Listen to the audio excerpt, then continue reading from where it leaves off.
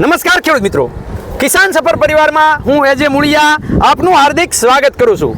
ખેડૂત મિત્રો, ખેડૂત સુખી તો બધા સુખી આ વાત લઈ અને આપણે દર વખતે ખેડૂત મિત્રોને મળીએ છીએ અને ખેતીની જે છે એ કંઈક ને કંઈક નવી માહિતી એ મિત્રો મેળવવાનો પ્રયત્ન કરીએ છીએ. મિત્રો, આજે આપણે શેની વાત કરવાના છીએ એ તમને ખ્યાલ આવી જ ગયો છે. સુગંધી પાક એટલે ગુલાબ. આ ગુલાબ જે છે એ ફૂલોનો રાજા છે અને આ ગુલાબની ખેતી જે છે એ અમારા જસદણ વિસ્તારની અંદર પણ જે છે એ થાય છે. ખેતી જે છે એ કરવી એ કોઈ ઠેકો લીધેલો નથી. કોઈ પણ જે છે એ ખેતી કરી શકે છે અને સારામાં સારી રીતે જે છે એ ગુલાબની ખેતી પણ અમારા વિસ્તારના ખેડૂત મિત્રો એ કરી રહ્યા છે. ત્યારે આ ગુલાબની ખેતી જે છે એની વાત એ મિત્રો આજે આપણે કરવાનો પ્રયત્ન કરીએ. સૌપ્રથમ ભાઈનો પરિચય લઈએ અને ત્યારબાદ જે છે આ ગુલાબનું વાવેતર ક્યારે થાય, આ ગુલાબની કઈ વેરાયટીઓ છે, આ ગુલાબની અંદર કેવા રોગ જીવાત આવે, એની અંદર પિયત, ખાતર, દવા આ કેવું જોવે અને આનું વેચાણ કેવી રીતનું થાય, એના બજાર ભાવ કેવા મળે અને એવરેજ જે આપણા પરંપરાગત જે પાકો જે આપણે જે મગફળી, કપાસ ને એવું વાવીએ છીએ એના સરખામણીમાં આ પાક કેવો, એની વાત આપણે ભાઈ પાસેથી જાણવાનો પ્રયત્ન કરીએ. સૌપ્રથમ આપનો પરિચય. મારું નામ નરસિંહભાઈ લવાભાઈ મકવાણા, ગામ આંબરડી, તાલુકો જસદણ. મારો મોબાઈલ નંબર 9746422526. હવે નરસિંહભાઈ, તમે જે છે એ આ પરંપરાગત પાકો છોડી અને આ ગુલાબની ખેતી શા માટે શરૂ કરી? મને મનથી એવું લાગ્યું કે હું કાંઈક અલગ ખેતી કરું અને સારું પરિણામ મળે એવું મહેનત કરું, એટલા માટે આ પાક મેં પાસ કર્યો હતો. બરાબર છે. પછી મે જૂનમાં વાવવાનું થાય. મે જૂન મહિનાની અંદર જે છે એનું વાવેતર તમે કરો છો. બરોબર છે. પાયામાં દેશી ખાતર ભરવું પડે સારી રીતે. દેશી ખાતરનો જે છે એ ઉપયોગ ભરપૂર પ્રમાણમાં કરવો પડે છે. અને આની વેરાયટી જે છે તમે કઈ પસંદ કરો છો? આ કઈ વેરાયટીના ગુલાબ? આ છે કાશ્મીરી ગુલાબ છે. કાશ્મીરી ગુલાબ જે છે આને કહેવામાં આવે છે. બરોબર છે.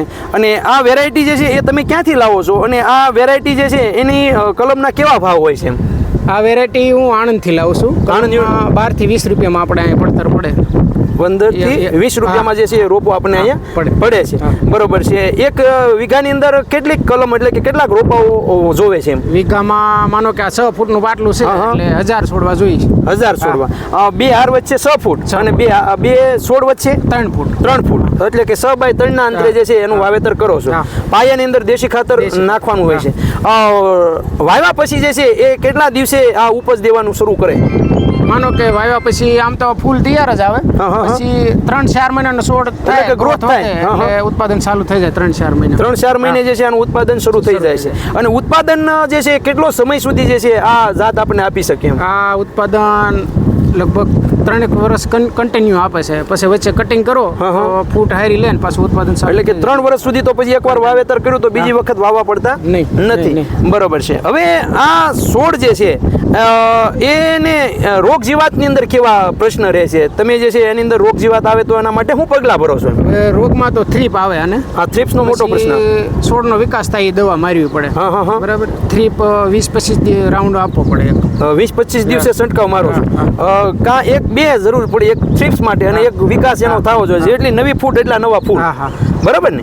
હવે આની અંદર જે છે એ થ્રીપ્સ જે છે એના માટે પિયત જે છે આને કેવું જોવે છે? પાણી કેટલું જોવે છે? કેવી રીતના પાણી? પિયતમાં તો આપણે કપાસને કેમ રેગ્યુલર પાતો ટપક પદ્ધતિમાં હું પાવશું 5-6 દિવસે. હવે અત્યારે તો ઓછા પાવા પડશે. હા, બરાબર. ભેજવાળું વાતાવરણ ચોમાસું આવ્યું એટલે તો પ્રશ્ન નથી આવતો. એટલે કે ટૂંકમાં 4-5 દિવસે પિયત જે છે તમે આપો છો. હવે બીજું મારે એ પૂછવું છે કે આ જે ગુલાબ જે છે એને ખાતરની પૂરતી ખાતરમાં પછી આપણે ઉપર ફોલી સ્પેરમાં કેવા છંટકાવ જરૂર પડે છે? પૂરતી ખાતરમાં તો ડીએપી 40-45 દિવસે ડીએપી આપી દો. પછી ટપકમાં 19 ચડાવું છું. વીઘે કિલો 2 કિલો. વીઘે 2 કિલો કેટલા દિવસે? 20-25 દિવસે એનો જે છે એનો પણ હારો આપો છો. બરાબર. હવે નરસિંહભાઈ, મારે તમને એ પૂછવું છે કે આ ગુલાબ જે છે એને તમારે કેટલા દિવસે ઉતારો છો? કેટલા દિવસે જે છે આને ઉતારવાના હોય? એટલે કે ટૂંકમાં 1 દિવસ 2 દિવસ કે દરરોજ કન્ટિન્યુ ઉતારવા પડે. કન્ટિન્યુ ઉતારવા પડે. એમાં આવશે કે આ કળી ફૂલ હોય ને આ માર્કેટમાં સારું હાલે. ઠીક. બરાબર. એટલે કળી ફૂલ જે છે આ ખીલી ગયેલું ને આનું ઓછું હાલે. બરાબર. એટલે આનું મળી જાય. માર્કેટ આનું મળે છે. બરાબર છે. રોજે રોજ ઉતારો એટલે આવું ફૂલ રહે. બરાબર. રોજે રોજ જે છે આવી રીતના આજે આ બધા ઉતારવા લાયક છે. આ ઉતારી લો તો હાલે. બરાબર છે. આવા દાંડલી સાથે ઉતારવાના. દાંડલી સાથે આ રીતે ઉતારી લેવાના. બરોબર છે. આ ખીલેલું પછી પાંદડી થઈ જાય ને હા, હા, હા. ટૂંકમાં હાલે. બરોબર.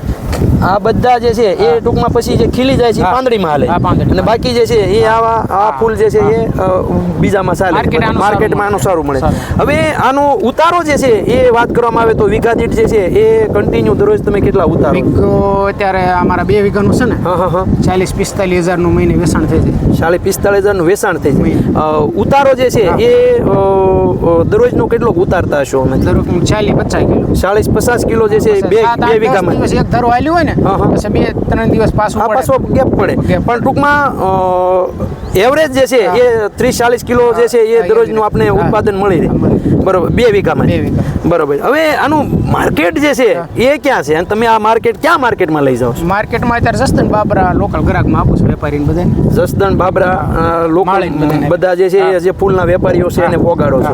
બરોબર. બજાર ભાવ જે છે એ કેવો તમને મળે છે એમ એવરેજ? બજારમાં લગ્ન ગાળો હોય તો વધારે આવે, કોઈ સપ્તાહનો કાર્યક્રમ હોય એમાં વધારે, અત્યારે એવરેજ સીઝનમાં વધારે, પછી પાછું ડેમ બે તો એવરેજ જે છે એના ભાવ કેવા મળે? 50 રૂપિયા 50-60 રૂપિયા એવરેજ. 50-60 રૂપિયા એવરેજ એક કિલોના ભાવ જે છે કે જબલાના ભાવ હોય છે? કિલોના ભાવ હોય છે. બરોબર છે. અને વીઘા દીઠ જે છે એ મહિને જે છે એ 30-40 હજારનું વેચાણ થઈ જાય છે. આની અંદર જે છે એ મહેનતના કેવી રહે છે? મહેનત જે છે અમારા ખેડૂત મિત્રોને 1-2 વીઘાનું તમારે કરવું હોય તો તમારી પાસે કેટલા માણસો હોય તો આવી રીતના? 2 વીઘામાં હોય તો 5 માણસો કન્ટિન્યુ જોઈએ. સવારે 2 કલાક. સવારે 2 કલાક ઉતારવા માટે દરરોજ જોઈએ. બરોબર છે. અમારા ભાઈ સાહેબ હું કહેતો કે સાહેબ આ છે દિવસ ઉજામાં આ છોકરો પડામાં હોય પછી વાહ છોકરા ઘરના બધા હા, બરોબર. પેલો જ હોય કાયમ. આ ખેતી જે છે કરવી હોય તો કન્ટિન્યુટી આમાં જાળવી રાખવી પડે. ગમે એ કામ ટાઈમ એ છોડવું પડે, ભાગ્યા અહીં આવવું પડે. બરોબર છે. તો તમે ઓલ ઓવર જે છે એ તમને આ ખેતીમાં શું લાગ્યું? તમે જે છે એ આ ખેતીને અમારા બીજા ખેડૂત મિત્રો જે પૂછતા હોય કે ગુલાબની ખેતી કરવી છે તો તમે શું અમારા ખેડૂતોને કહો છો? જો ખેડૂત ભાઈઓને જો મહેનત ટાઈમ ટેબલ પ્રમાણે કરે ને તો ઉત્પાદન સારું મળે એવું છે. અને તમે હાવ દાડીમાંથી ન જાઓ. અમે 5 જણા છીએ એટલે 500 રૂપિયા દાડી રોજ પૂજી રહેશે. બરોબર છે. એટલે કે ટૂંકમાં આ દરરોજનું જે છે આ એટલું તો મળી જ રહે છે. બજાર તો ઓછા વધુ હા, એ તો થાવણ, એ તો માર્કેટમાં જે 5 છે. જણા છીએ 500 રૂપિયામાં થાવ જાય એવી નહીં. બરોબર. એટલે એવા ભાવ તો મળી જ રહે છે.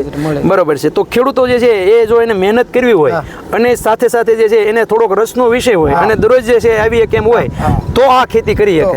ઘરના માણસો જોઈએ છે. ઘરના માણસો જોઈએ. અને આ વેરાયટી જે છે એ કાશ્મીરી ગુલાબ છે.